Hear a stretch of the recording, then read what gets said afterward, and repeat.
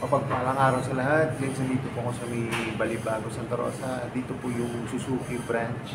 Yan guys, ang re-review po natin. Ito po yung Access ng Suzuki. Ito po yung bagong-bagong.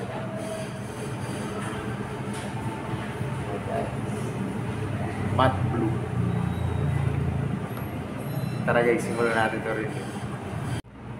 So yun guys, simulan natin ito review. Ito po yung Suzuki Access Matte blue ang kulay niya po. Simulan po natin sa kanyang gulong. Ang sukat ng gulong po nito ay 90 by 90 12. Yan, Maxxis po ang tatak niya. Tubeless na po ito. Ito po yung design ng kanyang mags. Yan o, para siya 5-spoke. Tapos yung kanyang front shock matte black. Sukat naman po ng kanyang disc ay 3mm. Yung kanyang brake caliper ay Nissin ng tatak. Guys, tubeless na po ito. Guys, ito po yung kanyang front fender. Hindi po siya pairings. Ano siya, para siyang metal na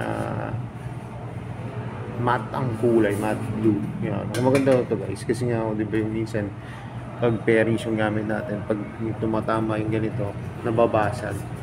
Replace ito siguro pag hindi naman po siya mayuyupi ng konti, pero at least safe po ito kasi matibay. Pati po dito yan, metal din po ito yan sa legs, para po siya sa leg shield. Ang likod na gulong naman ito ay 90 by 100 10 po. Yung guys, mas malaki yung sa harap. Yung harap niya 12.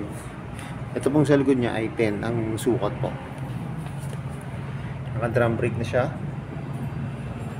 Ito po yung kanyang crankcase, kulay gray na glossy. Maganda nito guys, may kickstart. Yung kanyang centers, side stand po, glossy na black. Ito po yung tapakan ng kasad. Yan. Ano siya, parang chrome plated siya. May emblem po siya rito na Access. Guys, ito po yung kanyang taillight. Ayan. LED. Yung kanyang signal light po ay bulb type. May reflector po dito para kita tayo sa gabi. Saka ilaw dito sa ilalim para kita yung ating plaka. Sa grabber na po, yan, glossy na black.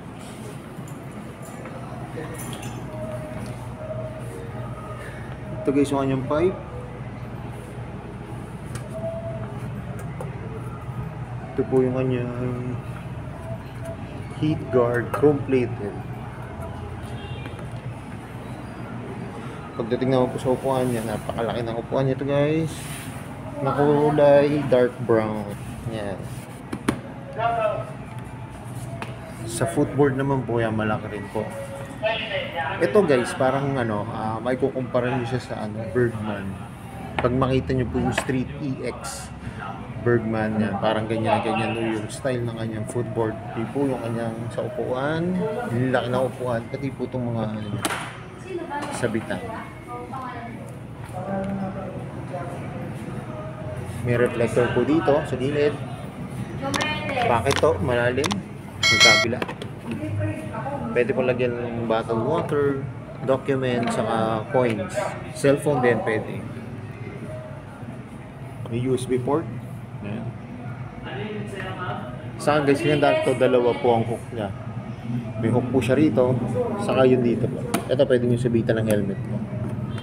Ito naman yung pinamili nyo, pwede nyo sabit dito. Ito po yung kanyang susian, hindi pa po siya remote guys. Ayan. Yung function niya lamang po ay may shutter lock siya, tapos on and off. Sa upuan dito na rin po, pati po yung kanyang gas. Saka guys, ang gas tank po nito ay dito sa likod. Ayan, dito. Sa manubela naman guys, ito po yung mga function niya. Passing light, signal, kill switch, ito po yung electric start, park light, at hazard. Ito po yung kanyang gauge panel, digital na. Ayan yung throttle, malutong. Ito yung kanyang brake lever. Guys, ito po yung bagong release ng Suzuki. Ayan.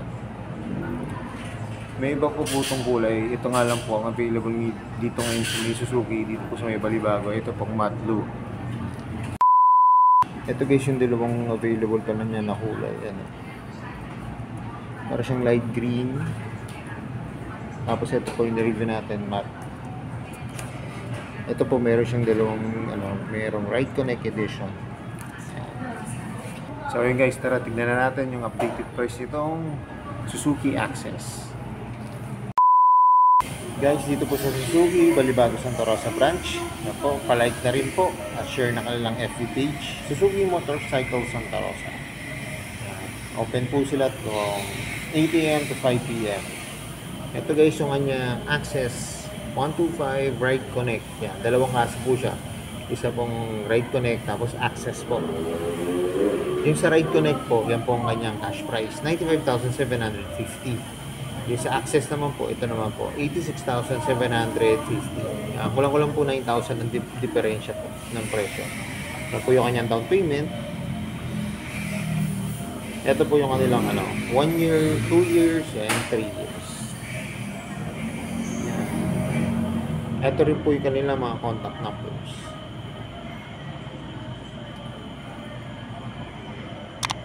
Saka guys, marami siyang freebies and po. Half face helmet, kaibigan card, plate holder, 3 years registration with TPL insurance, 2 years warranty, service plus, repair assistant, and service coupon. Ito naman guys yung kanilang requirements. Yan, valid IDs, proof of billing, electric internet, yan. Proof of income. And guys, kailangan lang po ng co-maker. May co-maker po siya. Tapos guys, pwede siyang magbago. Price may change without prior notice.